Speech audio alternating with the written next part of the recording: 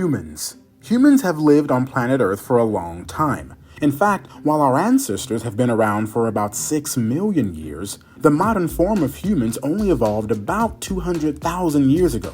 And throughout this time, humans have changed dramatically. One way to distinguish this change in modern-day humans is generations. You see, a generation, by definition, is defined as a body of living beings constituting a single step in the line of descent from an ancestor.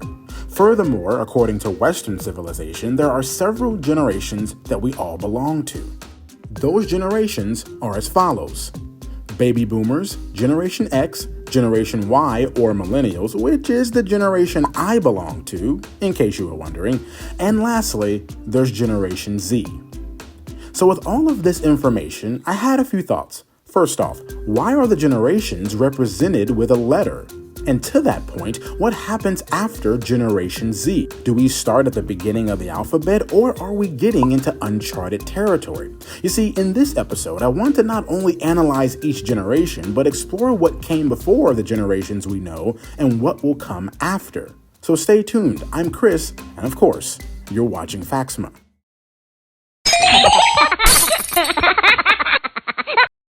So, before we break down these 4 generations that we know, we have to briefly talk about the 3 that you may not know. First off, there's the lost generation.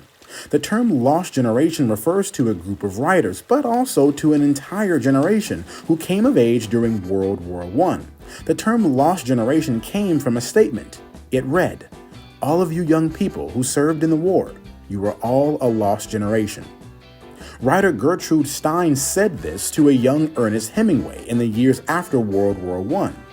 The term lost generation became associated with a group of writers and artists with whom Hemingway worked in Paris, France, during the early 1820s. However, the term also refers more broadly to all those who reached adulthood during World War I. In Europe, they have also been called the generation of 1914. Then there's the greatest generation and the silent generation. The greatest generation refers to the generation in the United States that came of age during the Great Depression and later fought in World War II. They are sometimes called the GI generation or the World War II generation. There's no universal cutoff date, but some sources have defined the greatest generation as people born from 1901 to 1924 or to 1901 to 1927. The oldest members of the silent generation were born at or near the beginning of the Great Depression. They were children during World War II and came of age during the 1950s and the 1960s.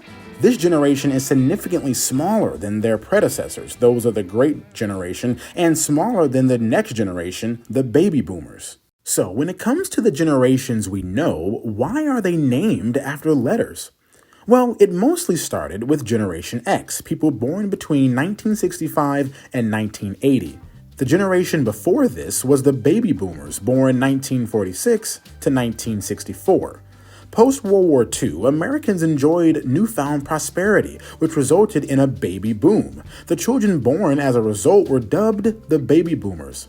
But the generation that followed the Boomers didn't have a cultural identifier. In fact, that's the origin of the term Gen X, illustrating the undetermined characteristics they would come to be known by. Depending on whom you ask, it was either a sociologist, a novelist, or Billy Idol who cemented this phrase in our vocabulary.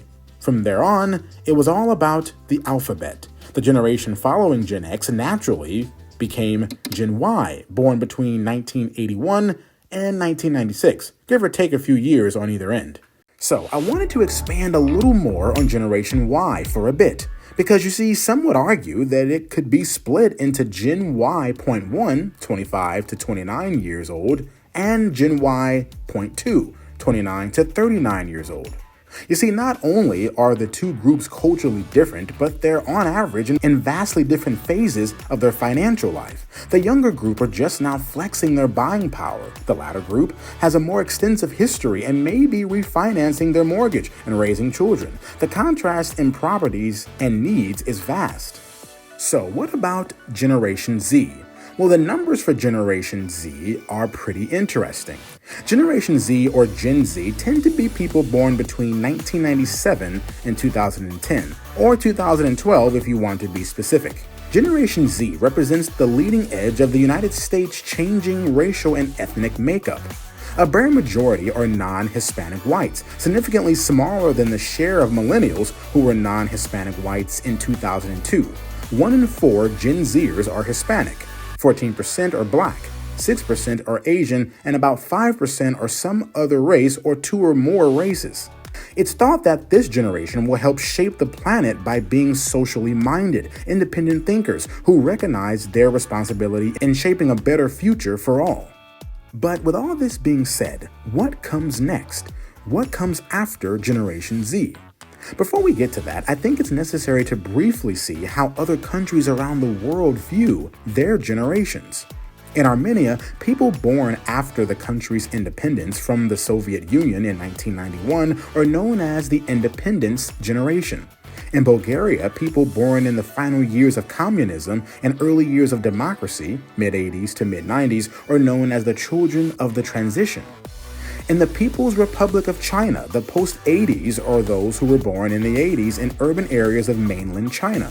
And in Russia, characteristics of Russian generations are determined by historical events that significantly change either the foundations of the life of the country as a whole or the rules of life in a certain period of time.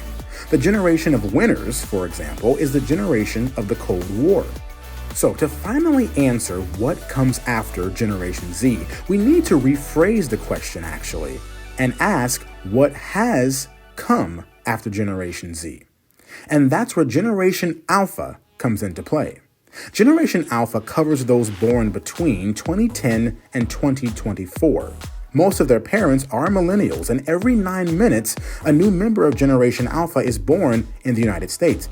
By 2025, this group will reach a worldwide population of more than 2 billion. Although some Generation Alpha babies haven't been born yet, there are a few things we can predict about them. For one thing, Generation Alpha will be the most technologically advanced generation to date, growing up with mobile devices, AI, social media, advanced healthcare, and robotics as parts of their everyday lives. Gen Alpha also stands to be the most materially endowed generation of all time. This means they could end up being able to spend more on non-essentials than previous generations. They also stand to be the most globally informed group so far, and they will have the longest lifespans. So what did we learn here? Well, although we're in the middle of Generation Alpha, that doesn't mean the past generations are forgotten. Newer generations can pay attention to the older generation's lessons and knowledge, while older generations can learn a lot from the younger ones, and not just about how to use technology. Each generation has its own unique perspective, challenges, and contributions, and we can all grow by listening to and learning from people who are different than us. Generational diversity is one of the biggest ways to strengthen any team. But of course, what do you think?